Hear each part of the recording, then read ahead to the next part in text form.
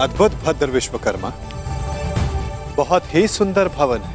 मैंने सोचा देवी पांचाली के मनोरंजन के लिए कुछ विशेष प्रयास कर लूं।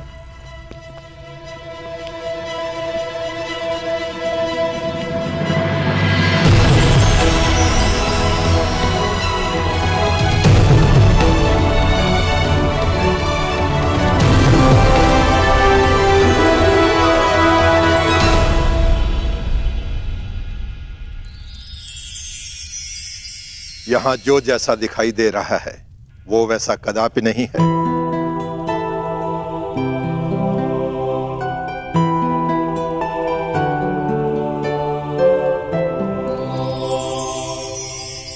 गुप्तचरों से सूचना प्राप्त हुई कि पांडव राजसूय यज्ञ करने वाले हैं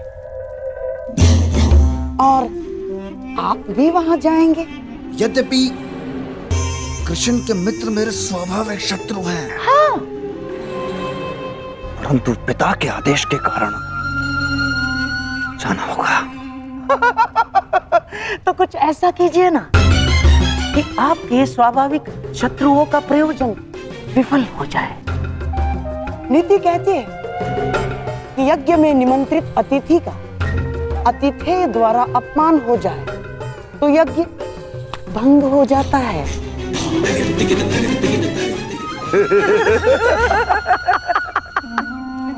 शिशुपाल, ये तो अत्यंत सरल कार्य है। गांधार नरेश, आपने तो वो कार्य बता दिया इसमें मुझे सर्वाधिक आनंद की अनुभूति होती है। अपमान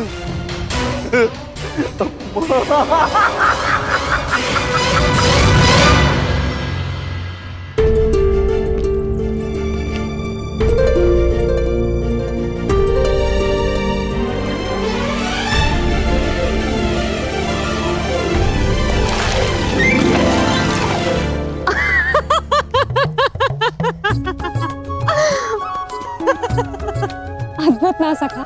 जहाँ जल दिखता है वहाँ भूमि है और जहाँ भूमि दिखती है वहाँ जल।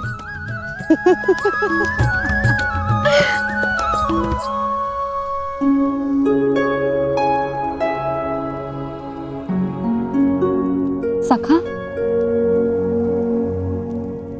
आप मेरे हाथ पर क्रोधित तो नहीं है ना? सखा हूं, क्रोधित कैसे हो सकता हूं?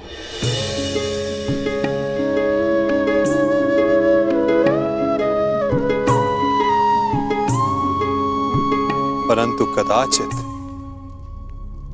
कोई और क्रोधित ना हो जाए। प्रणिपात माता,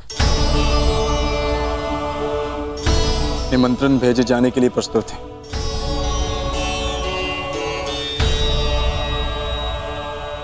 तो पहला निमंत्रण हस्तिनापुर जाएगा।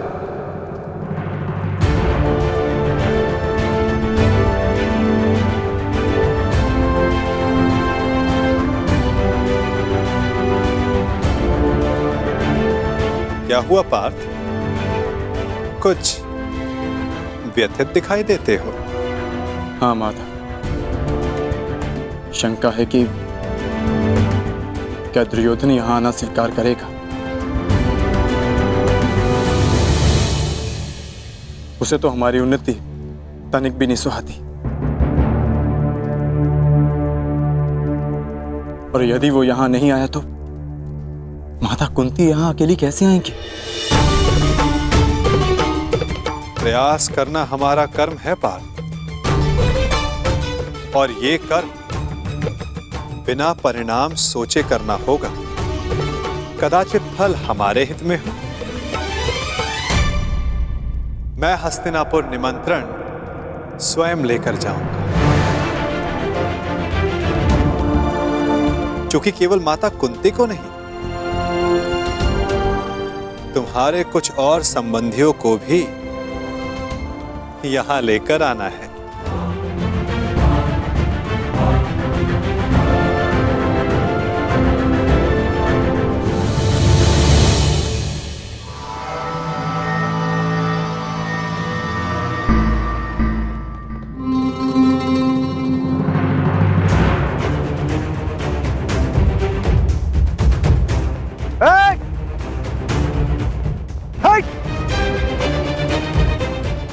है तुम्हारे समक्ष 6 दिन नरेश शिशुपाल खड़े हैं।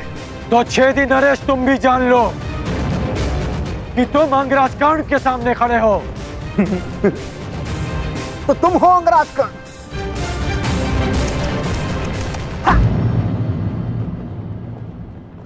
दान में बंजर भूमि क्या मिल गई? स्वयं को राजा समझ बैठा। भूल गए कि सूत का काम रथ की बागडोर संभालना है, राज्य की नहीं।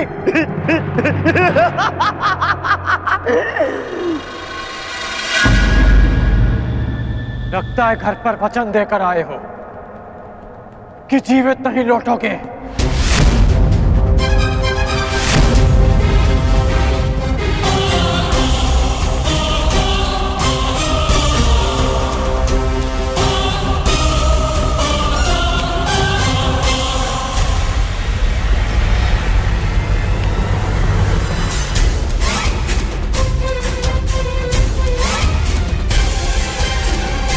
अरे मित्रकर्ण, ये शिशुपाल है, ये मेरे अतिथि हैं और मेरे मित्र भी, और इस नाते से आप दोनों भी मित्र ही हुए।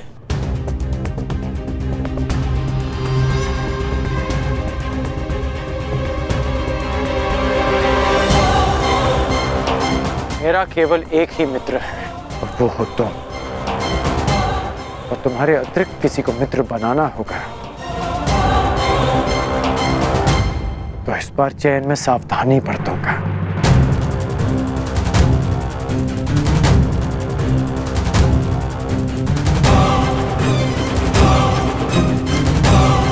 अपने अतिथि की मर्यादा में रहने की चेतावनी अवश्य दे देना मित्र।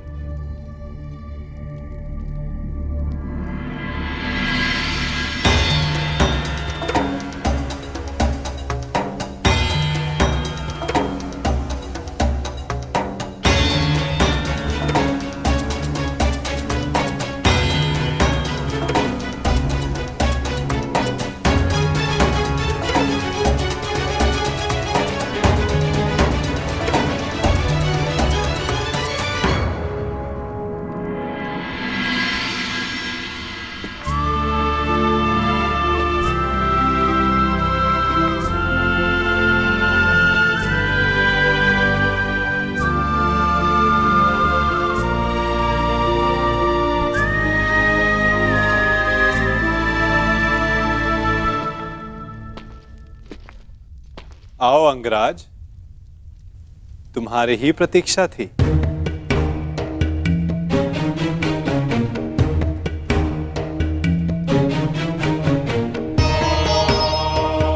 क्षमा कीजिए वासुदेव, मुझे ज्ञात नहीं था कि आप भी यहाँ हैं।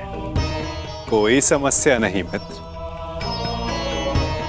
बहुत कुछ है जो अब तक सबको ज्ञात नहीं, परंतु अब सबको ज्ञात होगा। मैं वासुदेव कृष्ण इस सभा में उपस्थित समस्त जनों को अपनी और राजा युधिष्ठिर की ओर से प्रणाम करता हूं और उनकी ओर से आप सबको निमंत्रण देता हूं। कैसा निमंत्रण वासुदेव?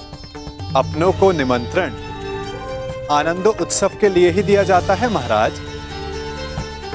आपने हस्तिनापुर का एक भाग खांडव प्रस्थ पांडवों को दिया और उन्होंने अपनी परिश्रम और योग्यता से उसे महान इंद्रप्रस्थ में परिवर्तित कर दिया।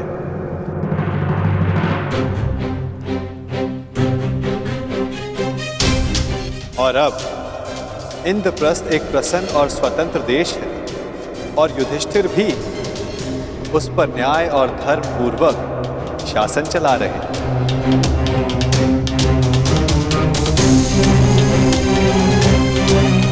मैं हस्तिनापुर को बधाई देना चाहता हूं कि धर्मराज राजसूय यज्ञ संपन्न करके चक्रवर्ती होने जा रहे हैं और उन्होंने सादर आप सबको इस यज्ञ के आयोजन में निमंत्रित किया है।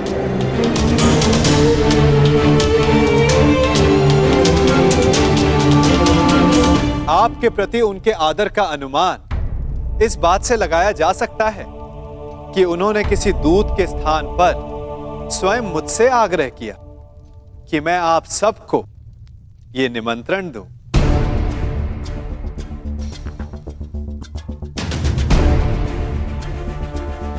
वासुदेव, यह जानकर प्रसन्नता हुई कि पांडव पुत्रों ने बंजर भूमि को इंद्रप्रस्थ बना दिया।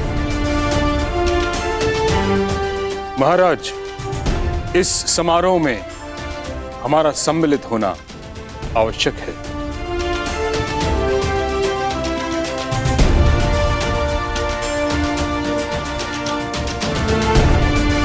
कुरुवंश की संतान चक्रवर्ती सम्राट बने, यह हमारे लिए गर्व की बात है।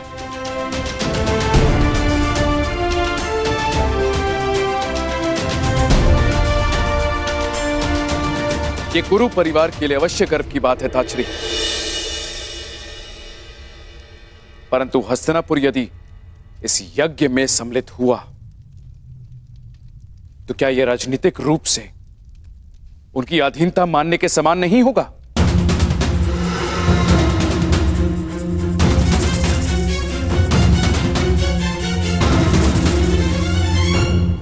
मुझे आश्चर्य है महाराज, आपके मन में यह विचार आया कैसे?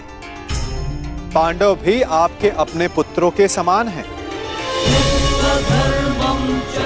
फिर हस्तिनापुर और इंद्रप्रस्थ एक दूसरे से भिन्न कैसे हुए? पांडव सदा आपका परिवार रहेंगे और आप सदा उनके ज्येष्ठ पिताश्री, जिनकी माता ने परिवार के मान के लिए इंद्रप्रस्थ में नहीं अपितु हस्तिनापुर में रहना श्रेयस्कर समझा, वो पांडव आपको अपने अधीन बनाने का विचार अपने मन में कैसे ला सकते हैं? फिर भी निर्णय आपका है। आप चाहें तो पांडवों को अपना मानकर उन्हें आशीर्वाद दे सकते हैं,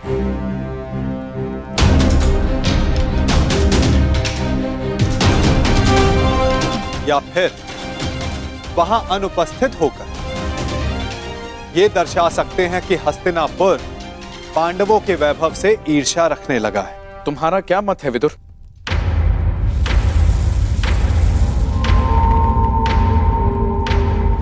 मेरा मत है कि यज्ञ में जाना उचित होगा।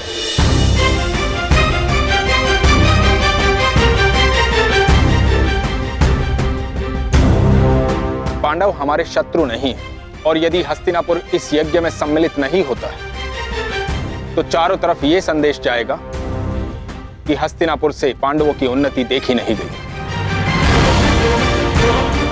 और यदि किसी कारणवश राजा किसी आयोजन में सम्मिलित होना अपने पद की गरिमा के अनुकूल नहीं समझते तो युवराज को भेज सकते हैं।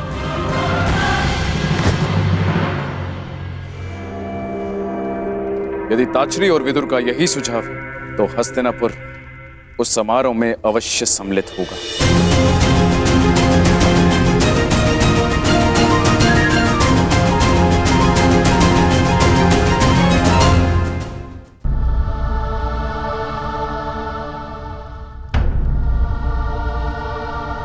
क्या हुआ अंगराज? प्रतीत होता है कि आपको इसमें कोई आपत्ति है। निमंत्रण आपके लिए भी है। नहीं वासुदेव, मैं उस यज्ञ में भाग लेना उचित नहीं समझता।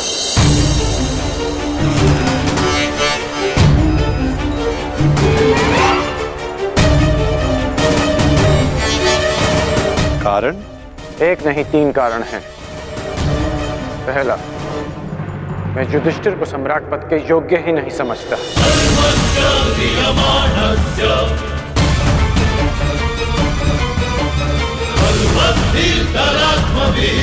दूसरा, मेरी दृष्टि में युधिष्ठिर युवराज दुर्योधन से उत्तम शासक नहीं है।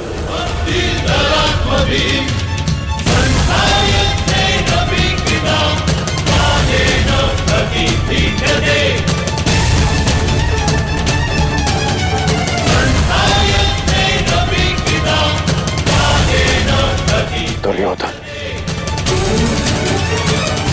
नियमों में बंधकर प्रजा पर शासन नहीं करते, अपितु प्रजा के लिए नियम बनाते हैं।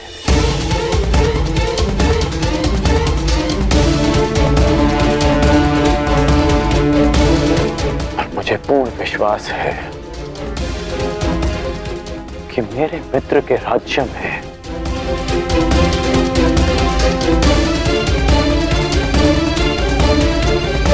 फिर से किसी शोण के मुख में पिघला हुआ स्वर्ण केवल इसलिए नहीं भरा जाएगा कि उसने एक सूत होकर वेद पाठ करने का साहस किया।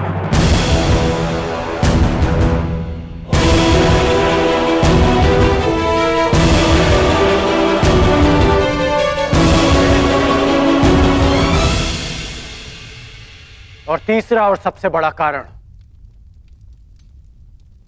मैं धर्मराज के परिवार का सदस्य भी नहीं।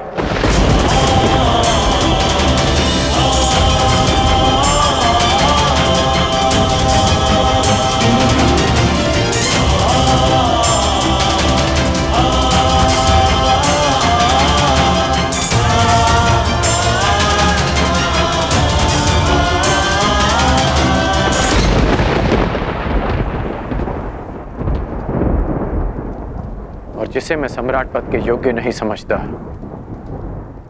मैं उसे उस पद की बधाई देने नहीं जा सकता।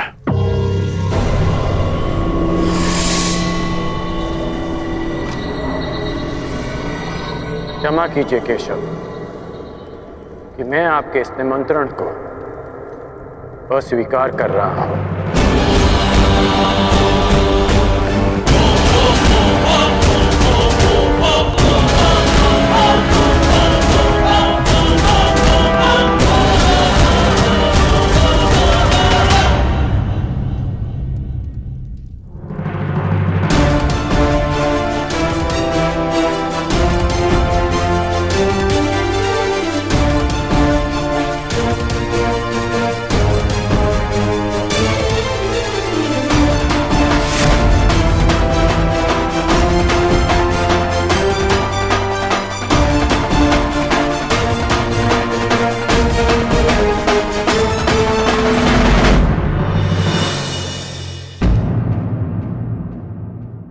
उठने का प्रयास कर रहे हैं तब तक ठीक है, परंतु जब आपके मन में दूसरों को नीचा समझने का भाव आ जाए तो सावधान हो जाइए, क्योंकि यही अहंकार है जो वास्तव में आपको हीन कर रहा है। क्षमा कीजिए केशव कि मैं आपके इस निमंत्रण को अस्वीकार कर रहा हूं।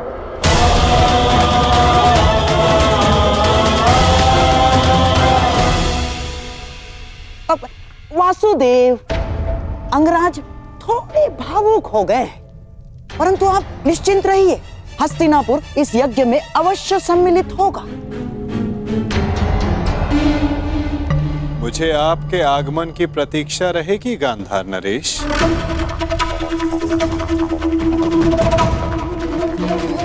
और आपके मित्रों की भी।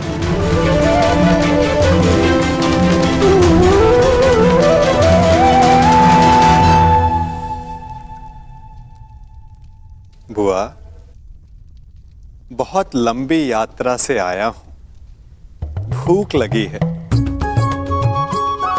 भ्राता भीम ने मुझे बताया था कि आप राजभोग और खीर बड़ी स्वादिष्ट बनाती हैं। भोजन नहीं कराएंगी?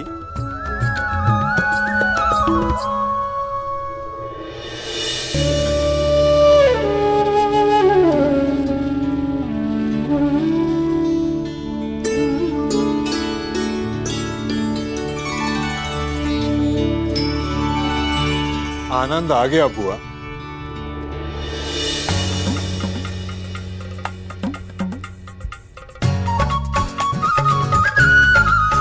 मार्ग में बहुत थक गया था बुआ, परंतु इतना स्वादिष्ट भोजन करके मानो जैसे मेरी थकान कहीं उड़ गई हो। और ये खीर,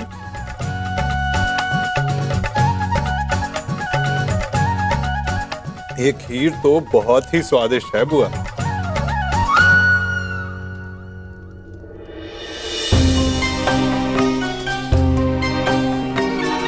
क्या हुआ बुआ, आप प्रसन्न नहीं हैं? आपके पुत्र राजसूय यज्ञ करने जा रहे हैं। आप अपने 5 पुत्र से मिलने वाली हैं बुआ। आपको तो परम आनंदित होना चाहिए।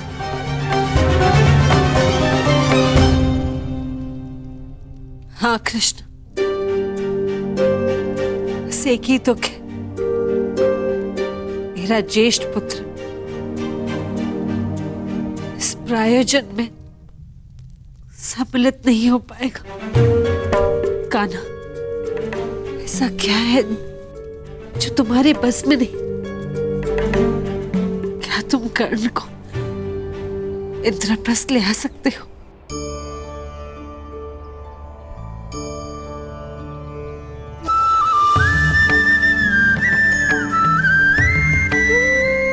मैंने तो छाछ का ऋण भी उतारा है बुआ।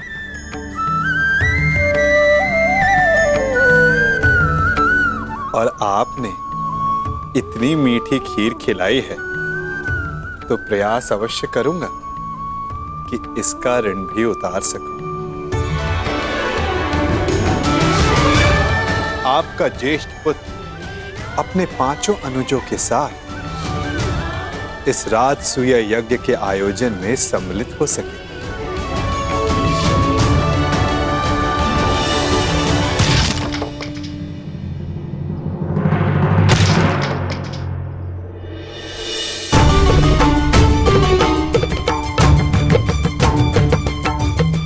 ऐसे आघात शत्रु पर उचित है महाबली।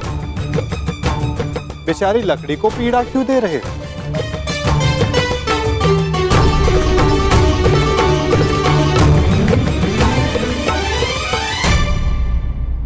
क्योंकि मैं अपने शत्रु पर आघात नहीं कर सकता, इसलिए मैं अपना शोभ इन लकड़ियों पर निकाल रहा हूं।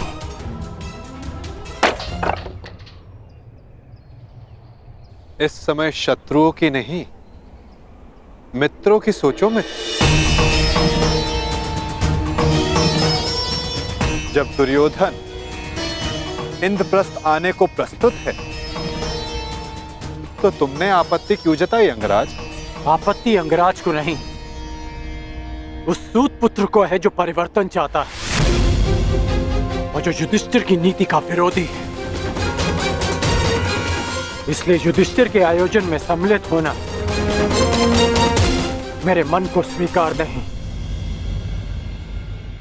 मन की सुनना अच्छी बात है अंगराज, परंतु जो वचन दिया उसका क्या?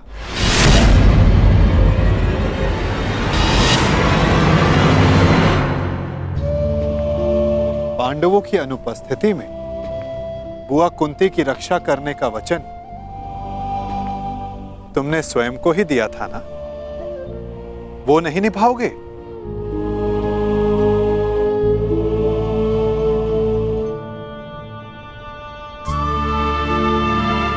मैंने तो बस तुम्हें तुम्हारा वचन स्मरण करवाया है अंगराज। उसे निभाना है या नहीं, ये तुम्हारा निर्णय है। क्योंकि मनुष्य का भविष्य उसके चयन पर निर्भर है।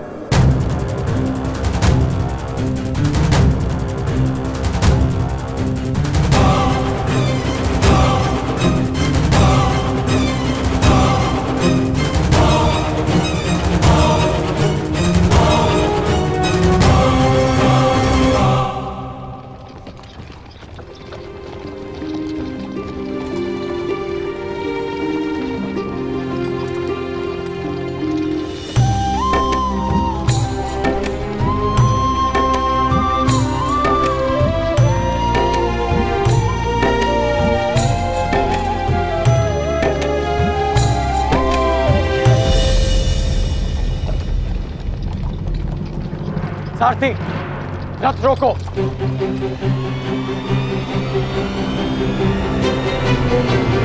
त्रिकर्ण, हम यहां क्यों रुके?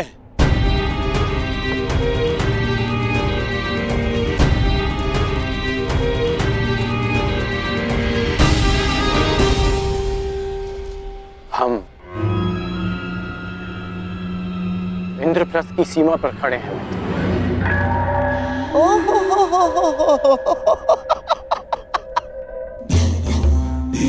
ये है इंद्रप्रस्थ, जिसकी प्रशंसा करते करते उस वासुदेव की जीवा थक नहीं रही थी। सुना है कि इंद्रलोक से भी अधिक सुंदर है ये इंद्रप्रस्थ। कैसा इंद्रलोक! ऐसा प्रतीत होता है कि दरिद्र लोक में पहुंच गए हैं हम।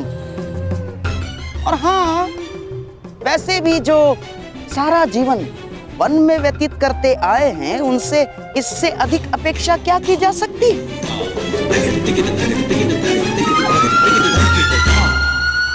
अब तो हस्तिनापुर संदेश भिजवाकर गुप्तचरों को ही बुलाना होगा कि वो जाकर खोजें कि किस गुफा में पांडवों ने अपना साम्राज्य स्थापित किया है। चलो मेरे होने वाले सम्राट, चलो लौट चलते हैं। महाराज को भी इंद्रप्रस्थ की भव्यता के विषय में, सुंदरता के विषय में पता चलना चाहिए ना। आओ। रुकिए गांधार नरेश।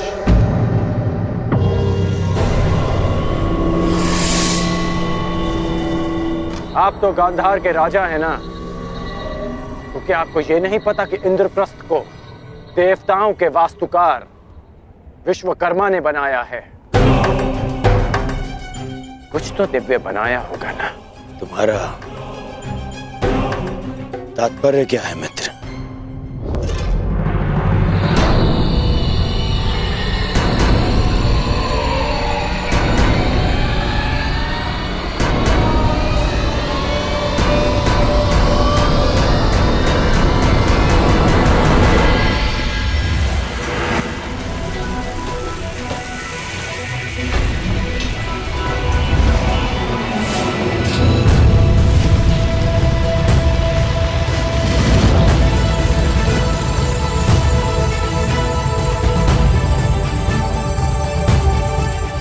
वो रहा इंद्रप्रस्थ मित्र।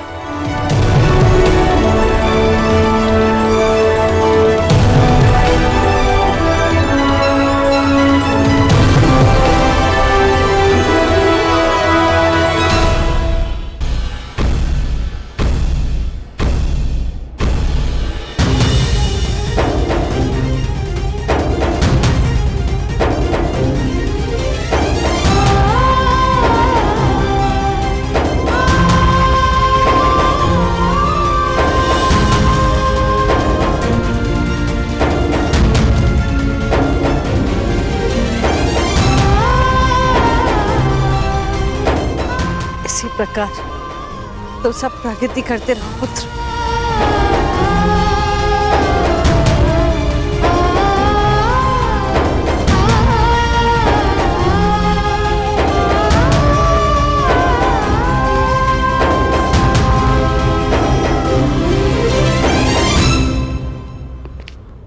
धन्यवाद मित्र, बुआ को अपने साथ लाने के लिए। धन्यवाद स्वीकार नहीं कर सकता वासुदेव। मैं यहाँ केवल अपना वचन निभाने आया हूँ। कारण कुछ भी हो मित्र, परंतु इस समय तुम पांडवों के अतिथि बन ही गए। अब सत्कार तो स्वीकारना पड़ेगा ही।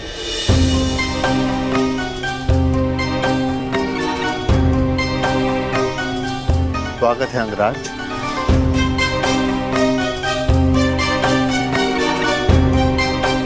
इंद्रप्रस्थ आपका अभिवादन करता है।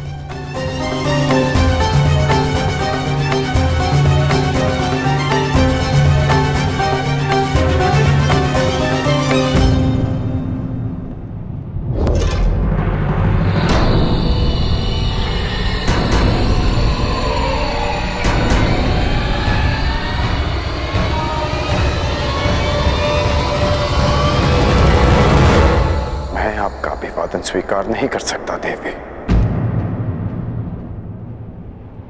किंतु आप अतिथि हैं, आपका स्वागत अनिवार्य है अंगराज। अतिथि तो मैं पंचाल में भी था जब उस दिन सूतपुत्र कहकर अपमान किया, तो आज अंगराज कहकर यह सम्मान क्यों? क्योंकि उस दिन आप अनामंत्रित थे, परंतु आज आप निमंत्रण पर आए हैं। राजकुल की परंपरा कदाचित मैं कभी नहीं समझ पाऊंगा। आप सब जब चाहे नियम तोड़ मरोड़ लेते हैं, परंतु एक योद्धा के लिए एक नियम कभी नहीं बदलता कि वो ना कभी हार स्वीकारता है और ना अपमान।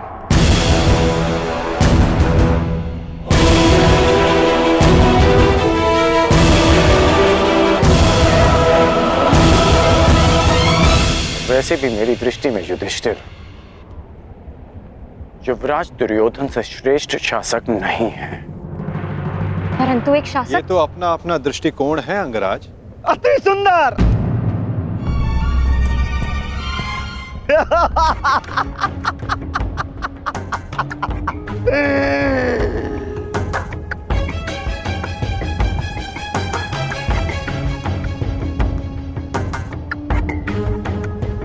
एक से एक महान विभूतियों का जमघट लगा हुआ है यहां पर। एक ये जो बचपन से दान में अधिकार मांगता आया,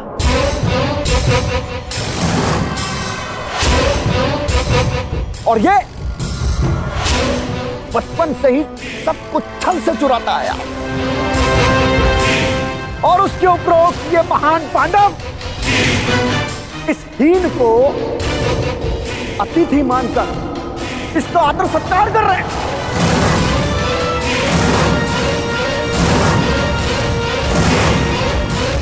सावधान छेदी नरेश। शांत हो जाओ विकोदर। इस समय छेदी नरेश शिशुपाल आपके अतिथि हैं, और अतिथि अतिथि का अपमान करे तो ये राजसूय यज्ञ के फल को निष्फल कर सकता है। परंतु स्मरण रहे शिशुपाल, मैं अतिथि के बंधन में नहीं बंधा हुआ हूं।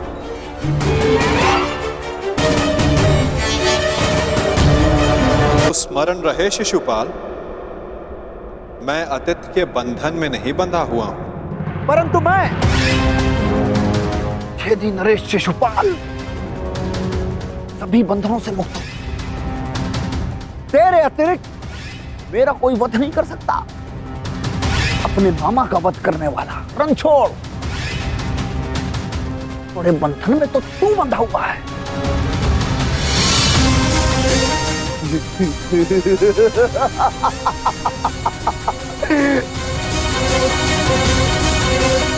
जब तक इस माला में मोती शेष हैं,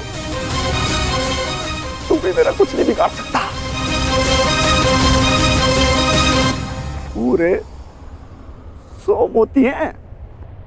छलिया चोर।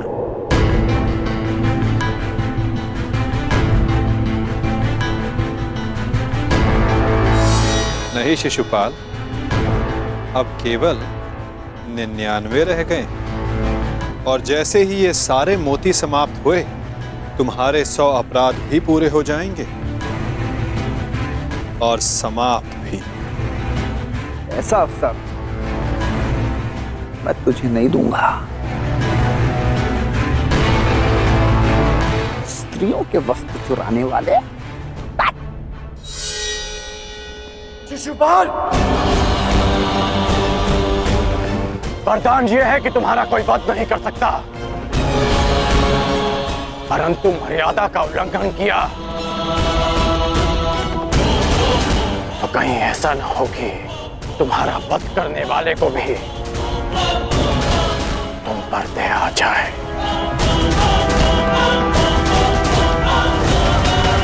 अंगराज, हम यहां पांडवों के आनंद में आए हैं, यहां कोई उत्पात उचित नहीं होगा।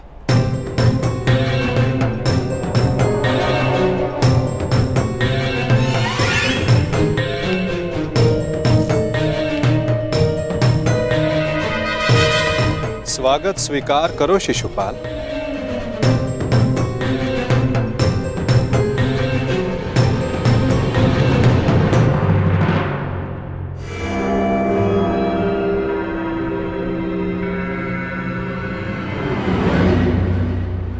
एक पुरुष को सब पत्नियां संतुष्ट नहीं कर सकती, और तुम अकेली ने 5 को संतुष्ट कर दिया।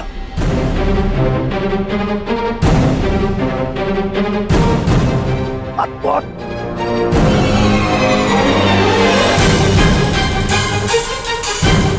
संतोष मनुष्य की शील में होता है और शील मनुष्य की दृष्टि में। अपनी दृष्टि सीधी कर लीजिए। वो क्या है ना, टीका टेढ़ा हो जाएगा।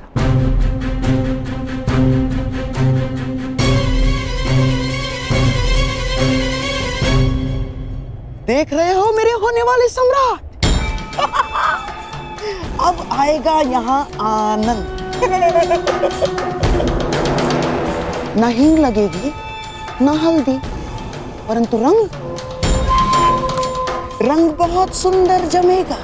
इस मूर्ख शिशुपाल का अहंकार और द्रौपदी का दर्प आपस में टकराएंगे और भंग होगा पांडवों का यज्ञ।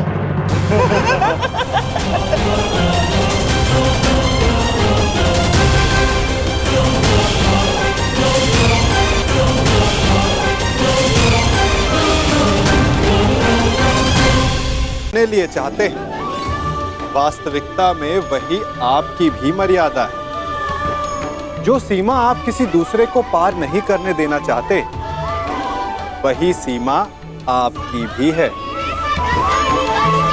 जिस दिन से आप अपने मन से ये प्रश्न करना प्रारंभ कर देंगे, तब से ना आपसे कोई मर्यादा भंग होगी, ना ही कोई अपराध होगा। कदाचित इसीलिए कहा जाता है कि जब आपका मन नियंत्रण में हो, तो आपके हृदय के साथ साथ ईश्वर आपके मन में भी वास करता है। जिससे आप अपनी मर्यादा का प्रश्न पूछोगे, तो वो कभी अनुचित उत्तर नहीं देता।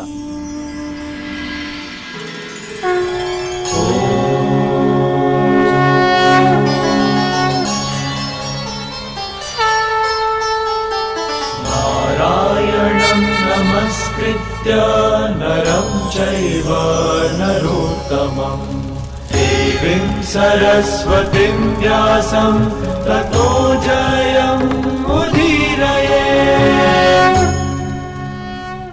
मामाश्री, जब तक ये कृष्ण यहाँ पे है, वो इस यज्ञ को भंग होने नहीं देगा। इसका उत्तर कृष्ण के छल के उत्तर में ही तो ये शिशुपाल नामक फल लाया हूं मैं।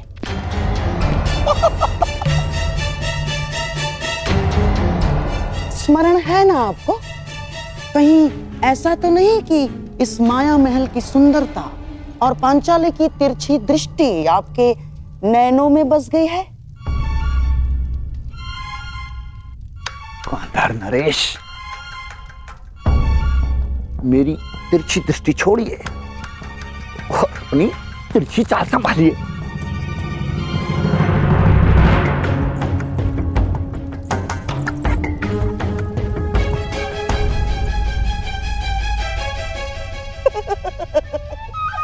छेदी नरेश, द्रौपदी उस दिशा में अकेली जा रही है। अवसर है आपके पास, अवसर। और जो स्त्री 5 पतियों को स्वीकार कर सकती है, उसके लिए छठे को स्वीकारने में क्या समस्या है? और जो ना स्वीकारा, तब भी हमारा लक्ष्य पूर्ण हो जाएगा। द्रौपदी को आपने कुदृष्टि से देखा, ये बात पांडव सहन नहीं कर पाएंगे और फिर अस्त्र उठाएंगे। आपको तो मार नहीं सकते हैं? आप पर हाथ उठाते ही अतिथि पर प्रहार माना जाएगा शिशुपाल, और यज्ञ ध्वंस हो जाएगा। आंधर नरेश, कभी कभी आप सीधी बात भी कर देते हैं।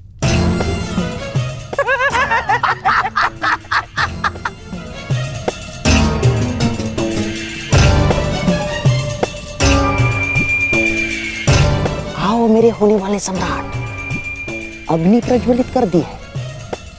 आओ थोड़ा घी भी डाल दे।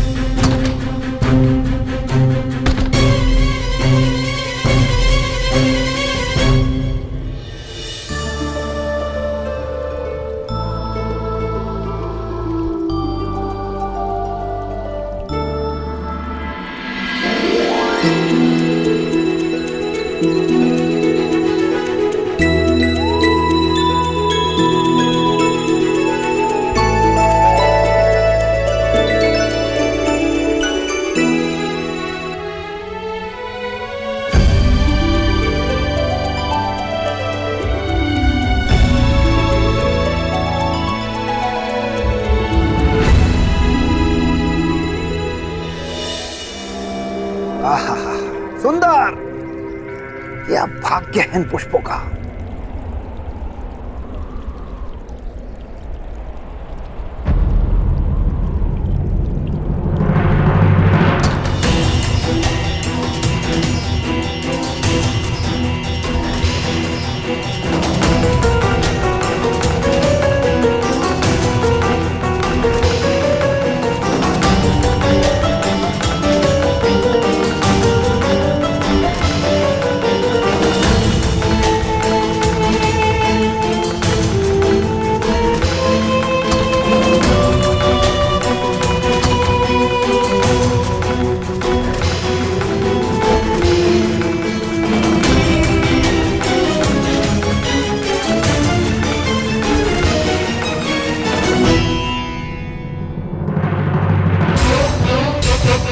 पांडवों का भाग्य इन पुष्पों की भांति जाग गया है। अभी जगा दो। अपनी मर्यादा में रहो शिशुपाल। आज 5 पतियों वाली स्त्री मुझे मर्यादा में रहना सिखाएगी। ये तुम्हें शोभा नहीं देता पंचाली। यदि मेरे 5 पतियों को तुम्हारी इस हरकत का पता चला तो छेदी राज्य नरेश विहीन हो जाएगा।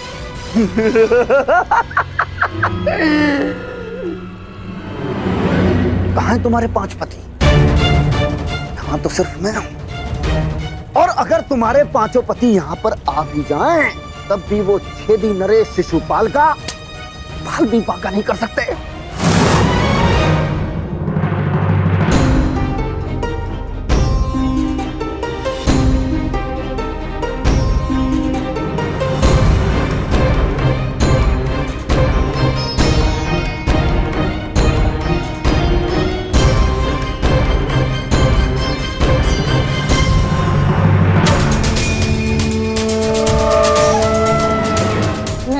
सुता याज्ञ सेनी हूं, भस्म हो जाओगे।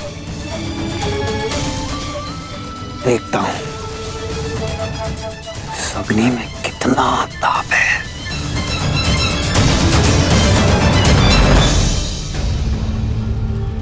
महाराज,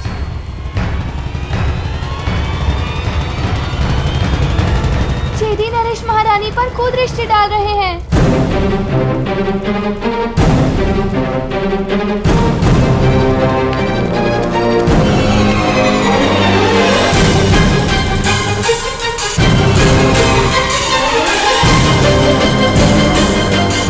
चौसर सज गई है, अब हो 12 और खेल हमारा।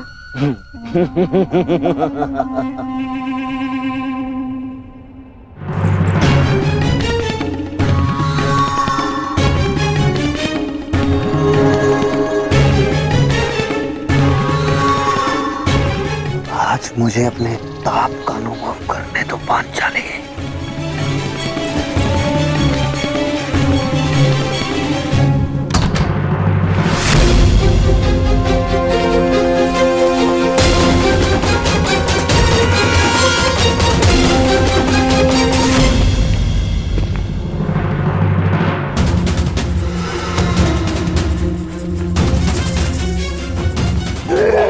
छोड़ेंगे नहीं। यही तो मेरी इच्छा है कि वो मुझ पर प्रहार करें और उनका यज्ञ भंग हो जाए।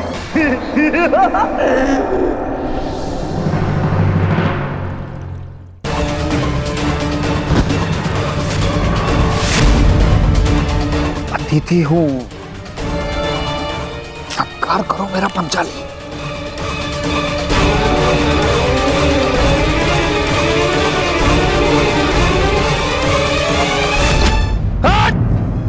हो गया यज्ञ भंग। आ गए कुंती के पुत्र तुम्हें बचाने।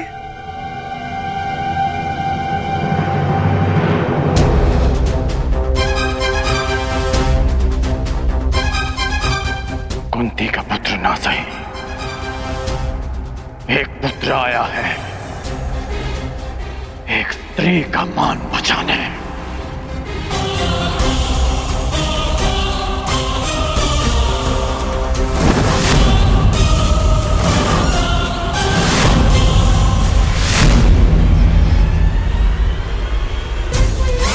तुमने फिर से एक अतिथि की मर्यादा भंग की शिशुपाल। जब भी कोई शिशुपाल किसी स्त्री का मान भंग करेगा, ये कर्ण उसके मार्ग में बाधा बनेगा।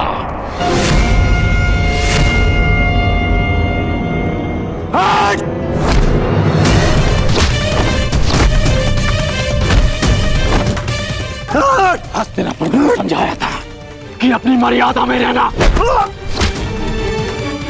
मैं हस्तिनापुर के युवराज और भावी सम्राट का मित्र हूं, और तुमने उसी हस्तिनापुर की कुलवधू का अपमान करने का प्रयास किया।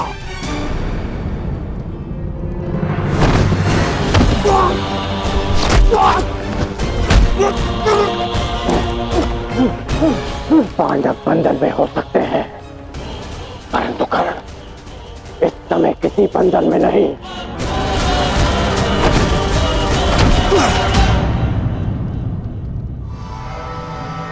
वांग राजकर्ण, जिस द्रौपदी ने तुम्हें सूत पुत्र कहा, तुम उसका साथ दे रहे हो और मेरा विरोध कर रहे हो।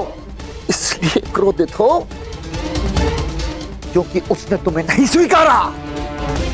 मैं आज भी कहता हूं, कुछ नहीं बिगड़ा अंगराज। अरे जिसके 5-5 हैं, हम और तुम मिलके अगर साथ भी हो जाएंगे तो क्या अंतर पड़ता है?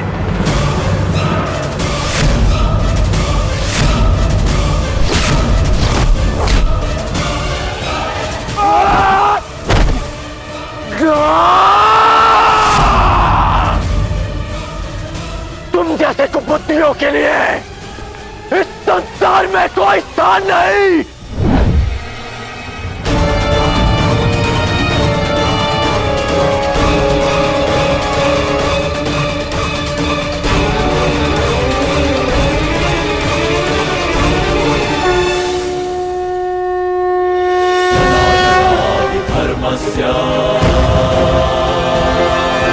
नानिर्भवति भारत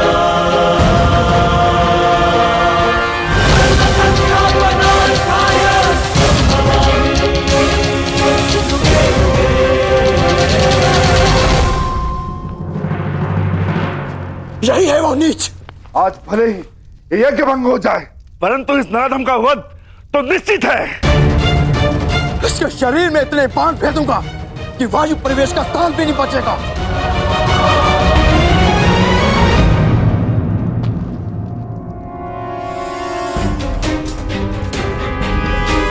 मेरे होने वाले सम्राट, ऐसा प्रतीत होता है कि हमारा प्रयोजन पूर्ण हो गया है।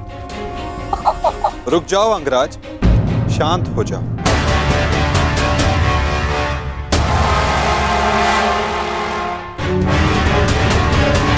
जाने दो इसे। नहीं केशव, नहीं। हम सब किसी प्रयोजन से जन्म लेते हैं और किसी ना किसी प्रयोजन के अंतर्गत मृत्यु भी होती है। और इस समय शिशुपाल के जन्म का प्रयोजन सिद्ध नहीं हुआ है अंगराज, ना ही उसके मृत्यु का।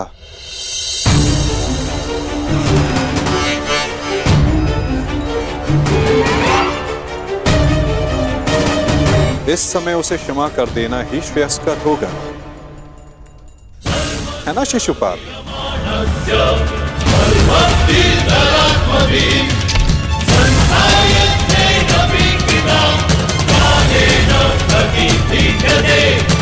इसने हमारे सारे प्रयत्नों पर पानी फेर दिया। तुमने इसे अपना मित्र चुना है या नियति ने पांडवों का?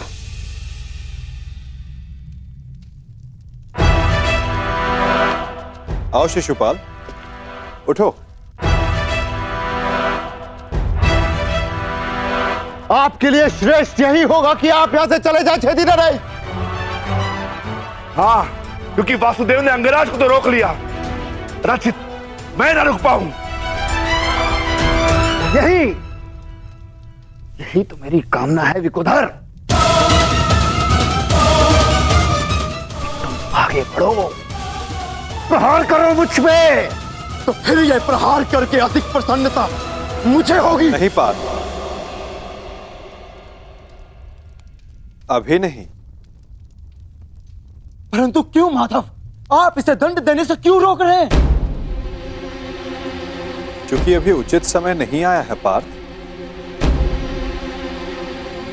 शिशुपाल के जन्म का प्रयोजन अभी पूर्ण नहीं हुआ है।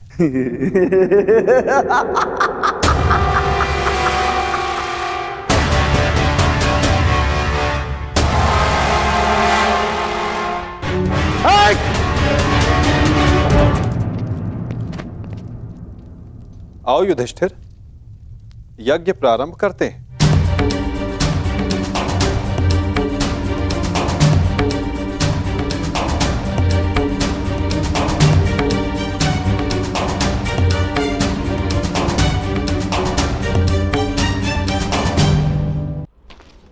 रुक जाइए अंगराज।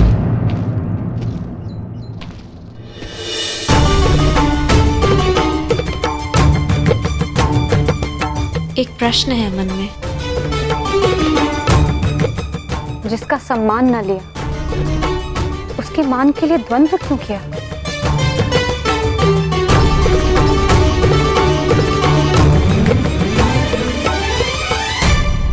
यदि आपके स्थान पर कोई और स्त्री भी होती याज्ञसेनी, तो यह अंगराज उसकी रक्षा भी अवश्य ही करता है,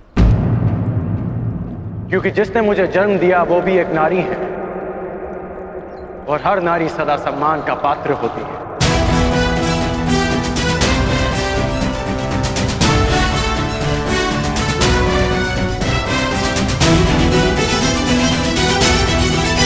पुरुष का अपमान करने के पश्चात भी। क्षमा कीजिएगा अंगराज, स्वयंवर में जो कुछ भी घटित हुआ उसके लिए मैं आपसे क्षमा नहीं मांग पाई।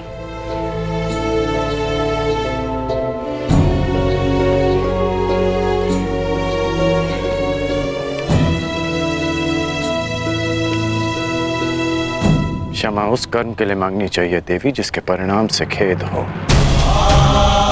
क्या सत्य में आपको उस कर्म के परिणाम का पछतावा है? आपको लगता है मुझे खेद नहीं है? नहीं है, आपको खेद नहीं है। खेद और पछतावा दृष्टि में दिख जाते हैं, और आपकी दृष्टि में समझता हूं।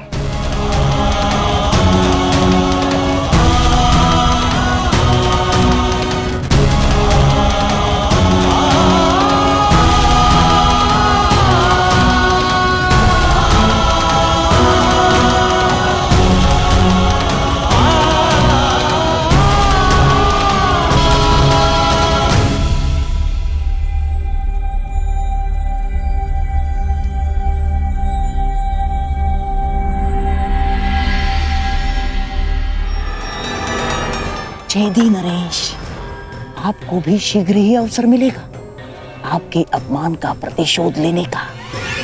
हाँ?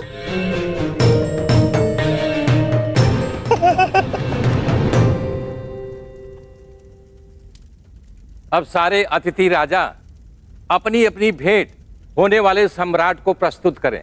देखते जाइए चेदी नरेश, हमने भी मनोरंजन का प्रबंध किया है।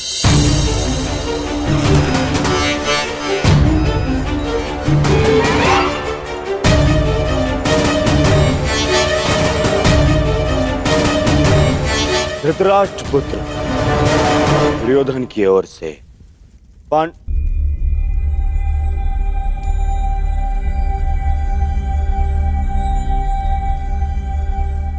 पांडु पुत्र नहीं, धर्मराज पुत्र युधिष्ठिर को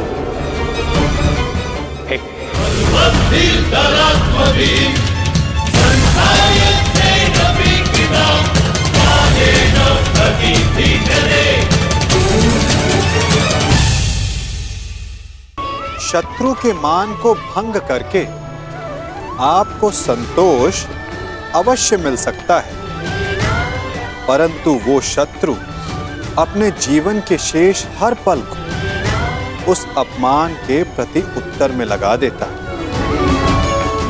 इसीलिए सावधान रहिए। किसी का अपमान करना स्वयं आपके लिए भी हानिकारक सिद्ध हो सकता है।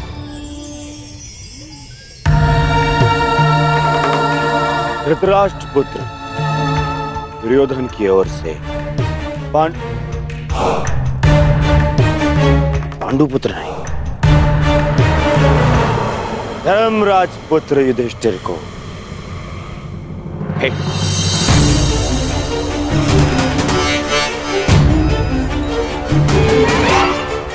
धृतराष्ट्र पुत्र दुर्योधन की ओर से पवन पुत्र भीम को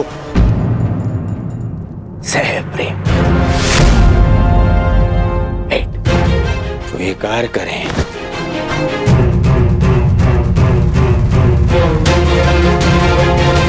धनुर्धारी अर्जुन, इंद्र के पुत्र,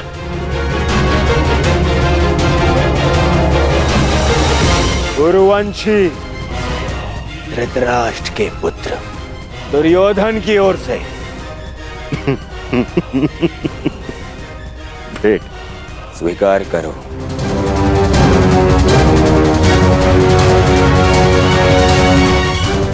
अश्विनी कुमार के पुत्रों को धृतराष्ट्र पुत्र दुर्योधन की ओर से भेंट।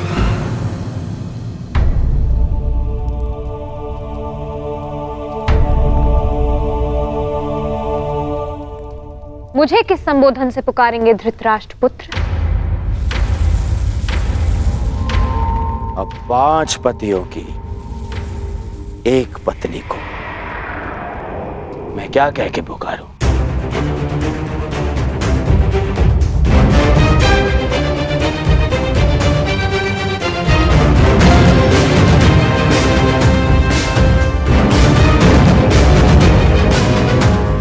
फिर भी तुम्हारा जन्म यज्ञ की अग्नि से हुआ है, तो तुम्हें यज्ञ पुत्री कह सकता हूं। बात यदि उद्गम की है, तो आपके जन्म के सत्य से भी सभी परिचित हैं। घटपुत्र।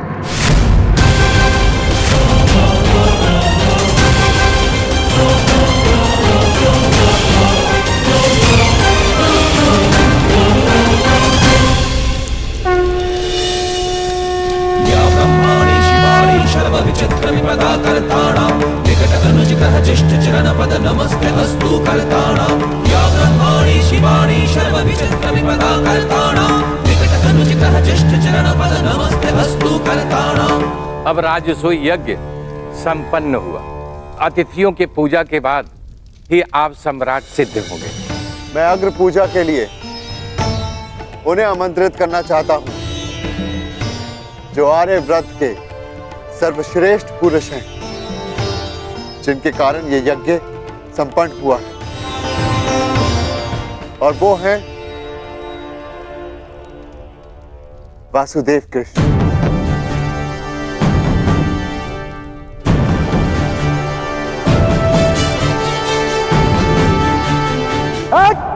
रुक!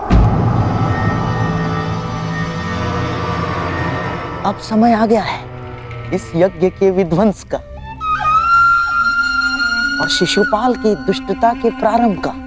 समय आ गया है शिशुपाल की धृष्टता के अंत का। किसकी अग्र पूजा कर रहे हो युधिष्ठिर? इस कृष्ण की। अग्र पूजा उसकी होती है जो हर क्षेत्र में सर्वश्रेष्ठ हो, हर क्षेत्र में अग्र हो। और ये कृष्ण, ये तो छल करने में अग्र है। मैं इसको सर्वश्रेष्ठ नहीं मानता। शिशुपाल, अग्र पूजा किसकी की जाए, वो यज्ञ के आह्वानकर्ता का अधिकार है। आप अपनी मर्यादा से बाहर जा रहे हैं। निसंदेह।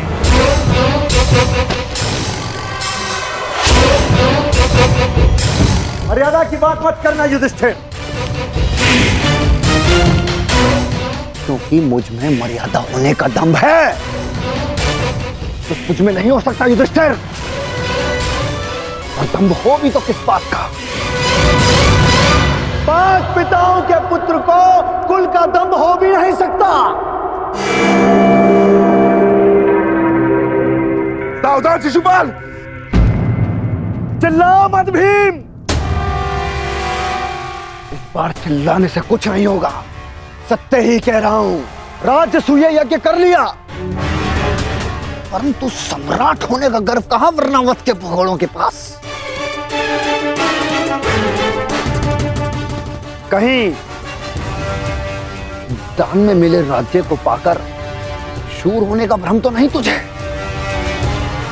जरासंध को छल से मारने के पश्चात स्वयं को न्यायशील कहने का साहस भी नहीं। केवल शरीर ही बड़ा पाया है या साहस भी है भगोड़े कहेंगे? अगर साहस है तो उठाओ शस्त्र। आप अतिथि हैं छेदी नरेश, अतिथि स्वीकारिए। विघ्न क्यों डाल रहे हैं? शांत युधिष्ठिर, मुझे रोक रहे हो। अपनी माता को रोका होता जब उसने एक स्त्री को 5 पुरुषों में बांटने का आदेश दिया।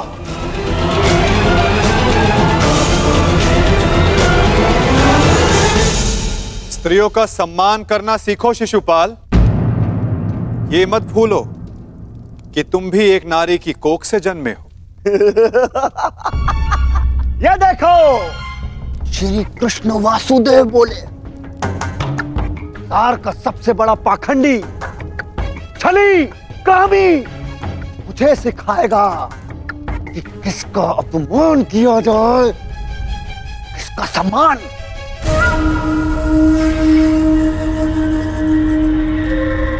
अग्र पूजा की कामना रखने वाले, तू जानता है तेरा नाम कृष्ण क्यों पड़ा? क्योंकि तू है ही मन का काला।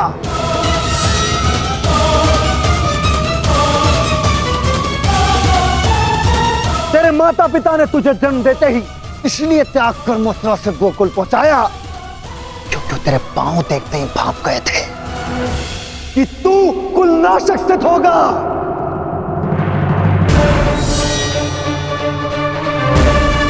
वही किया तूने, वही किया, अपने मामा का वध। जीभा और अश्व की गति एक समान होती है शिशुपाल। यदि उसके रास को कसकर ना रखा जाए तो अश्व अपने सवार को गिरा देता है और जीभा बोलने वाले को। श्री कृष्ण वासुदेव की बड़ी बड़ी बातें, अरे जो सत्य है उसको कहने में जीवा को लाज कैसी? बचपन से धूर्त रहा है तू।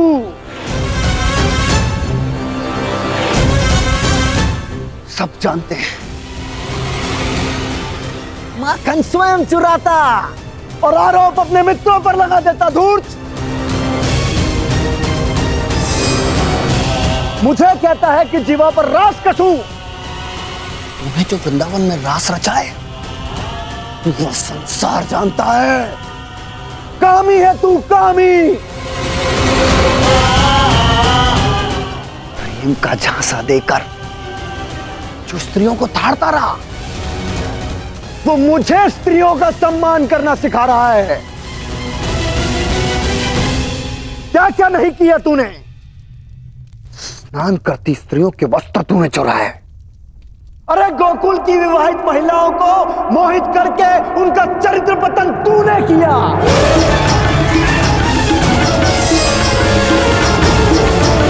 गोकुल की विवाहित महिलाओं को मोहित करके उनका चरित्र पतन तूने किया। मैं सावधान करता हूं तुम्हें, मेरे धैर्य की परीक्षा ना लो शिशुपाल।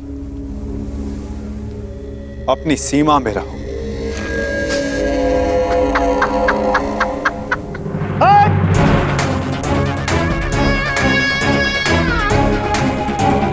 धैर्य तो मेरा टूट गया है। उसकी अग्र पूजा होते देखकर जिसने सदा पीठ पीछे से प्रहार किया। कायर है तू, कायर।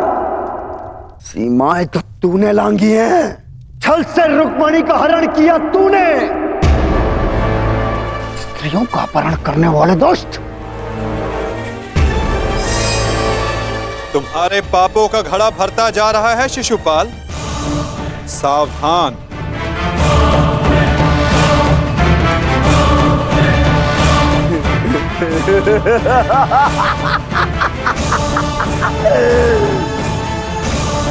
क्या करेगा तू?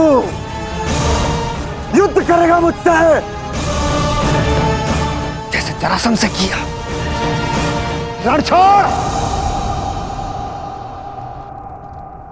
अरे युद्ध भूमि छोड़कर भागने वाला कायर है ये, रण छोड़ है, दुष्ट है ये। क्या करेगा तेरे ये दास पांडव?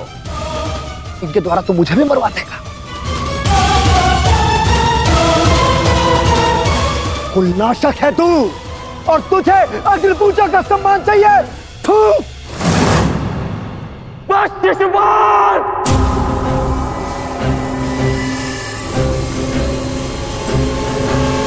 अपनी सीमा को वश में रखो। हट। मुझे एक सूत पुत्र की मंत्रणा की आवश्यकता नहीं है। ये मेरा और इस ग्वाले का प्रकरण है।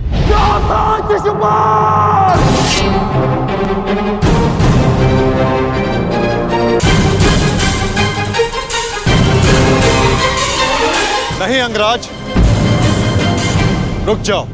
निकाल देने दो छेदी नरेश को अपने मन का मैल। इनका नाश करने के लिए अपना बाण व्यर्थ मत करो। इनकी जीभा स्वयं इनके नाश का कारण बन जाए।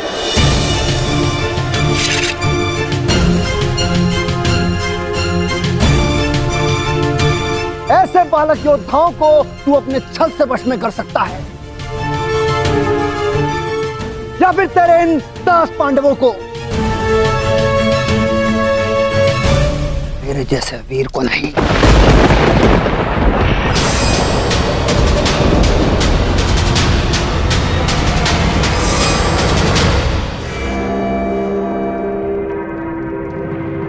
श्री, इस कृष्ण ने विषय को अपनी ओर मोड़ लिया है। शिशुपाल के 100 अपराध भी पूर्ण होने वाले हैं। इसे रोकना होगा।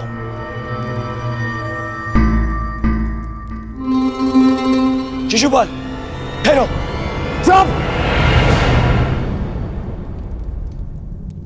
दूर रहना कायर दुर्योधन। स्वयं से कुछ होता नहीं है और मुझे रोक रहे हो। बैठे रहो अपने मामा को त्रिया पकड़कर। आज इस स्त्री के मान का पाखंड करने वाले को उसका उचित स्थान दिखाकर रहूंगा मैं। 16,000 रानियों से जब तेरा मन नहीं भरा तो तू पांचाल चला गया। तेरा और इस पांचाली का क्या संबंध है? किसी से छिपा नहीं है।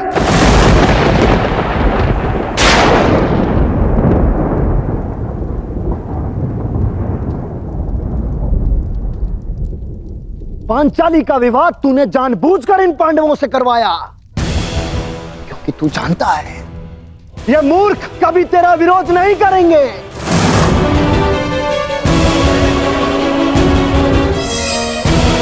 सखा सखी की संबंध की आड़ में क्या रासलीला रचा रहा है तू, ये मैं भली भांति जानता हूं।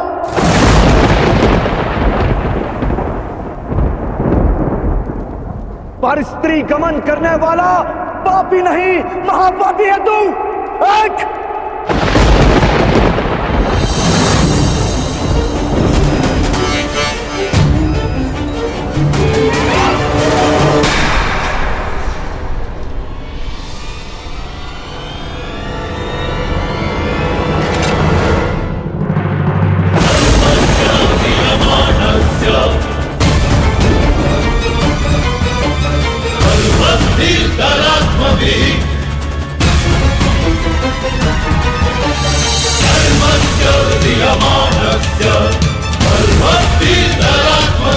तुम्हारे पापों की सीमा समाप्त हुई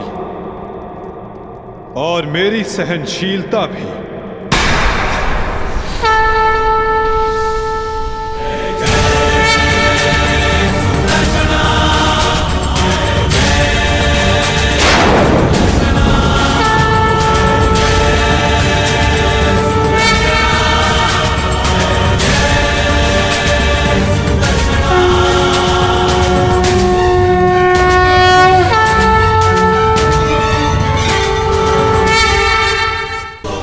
शिशुपाल, तुम्हें जो वरदान मिला उसे पाकर तुम अमर भी हो सकते थे। मृत्यु का भय नहीं था। इसलिए संसार और मानवता की भलाई के लिए, उसके कल्याण के लिए तुम वो कार्य कर सकते थे जिनके लिए तुम्हारा नाम सदा स्मरण किया जाता शिशुपाल। परंतु शक्तिशाली होने के अहंकार में तुम अपने वरदान को व्यर्थ कर बैठे शिशुपाल।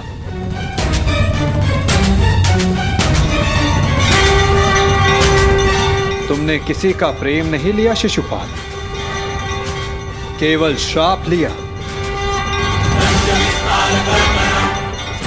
अब देखो, तुम्हारा अंत, तुम्हारी मृत्यु तुम्हारे समक्ष है।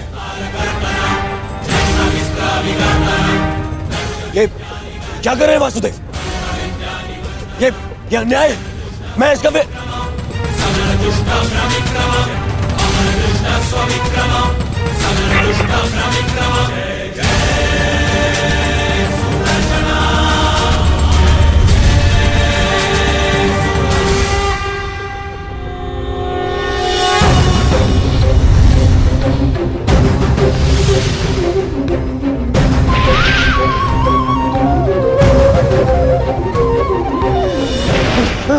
दुर्योधन बचा लीजिए। भवती भारत धर्मस्य तदात्मानं सृजाम्यहम्। मेरी रक्षा करो, मैं दोस्त हूँ, कायर हूँ, मैं क्षमा चाहता हूँ, मेरी रक्षा करो। नहीं, तुम केवल एक अपराधी हो जिसे बार बार सावधान करने के पश्चात भी वो नहीं माना। तुमने न केवल एक अतिथि की मर्यादा भंग की, अपितु एक स्त्री के सम्मान पर भी प्रहार किया। तुम्हारी सहायता करना एक अपराध है जो मैं नहीं करूंगा।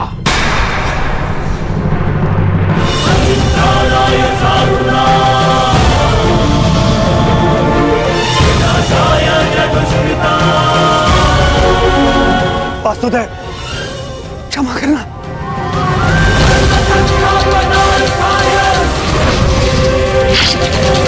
शिशुपाल!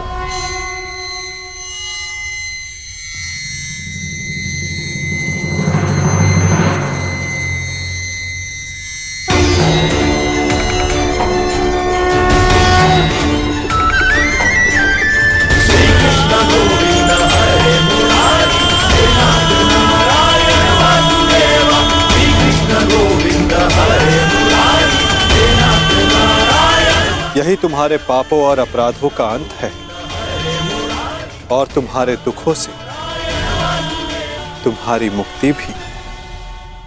अनर्थ हो गया वासुदेव, अनर्थ। जिस अतिथि के केवल अपमान से यज्ञ भंग हो जाता है, वहां उसका वध कर दिया आपने। मेरे भांजे युधिष्ठिर का यज्ञ भंग कर दिया आपने। अनर्थ हो गया वासुदेव, अनर्थ। मेरे भांजे युधिष्ठिर को सम्राट बनने से रोक दिया आपने, इस इंद्रप्रस्थ को शापित कर दिया।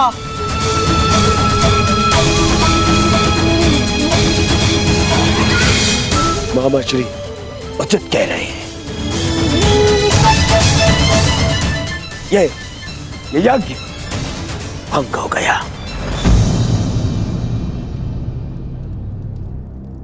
नहीं दुर्योधन, प्रथम आतिथ्य ने अतिथि का वध नहीं किया। दूसरा, अतिथि अपनी सीमा और मर्यादा का उल्लंघन बार बार समझाने के पश्चात भी कर रहा था। इसीलिए प्राण खोने से पूर्व उसने अपना अतिथि का पद खोया। तीसरा, उसने अपराध किया जिसका उसे दंड मिला। और चौथा, जहां अपराधी को मुक्ति मिले वो स्थान श्रापित नहीं, सम्मानित होता है दुर्योधन।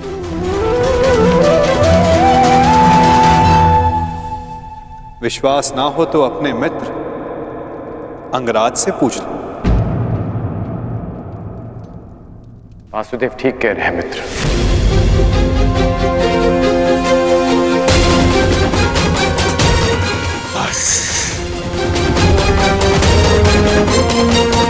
मित्र शांत हो जाओ।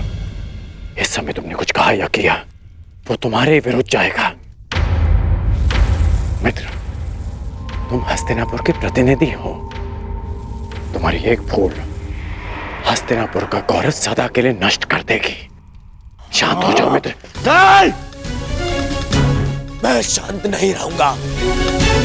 यहाँ एक अतिथि की मर्यादा को भंग किया गया है। अब मैं इस स्थल पर एक क्षण नहीं रुकूंगा।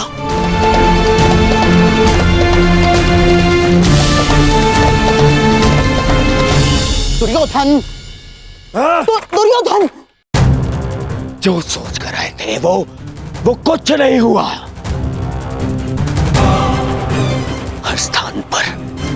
हर स्थान पर हमें छलने के लिए प्रयोजन किए गए।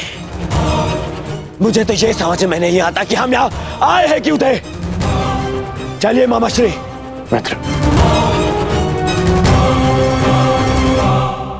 मित्र, मामाश्री इसे कहिए कि मेरे सामने ना आए।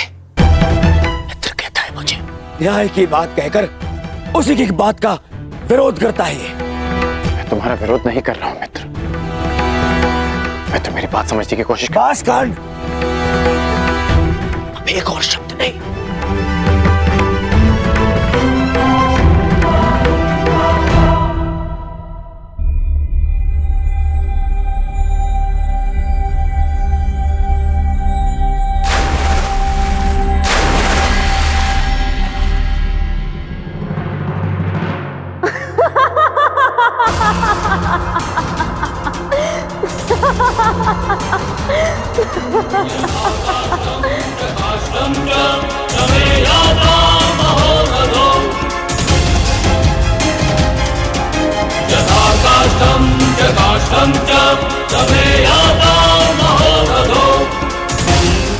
सबकी उनके पिता से तुलना करने वाला स्वयं भूल बैठा कि वो किसका पुत्र है।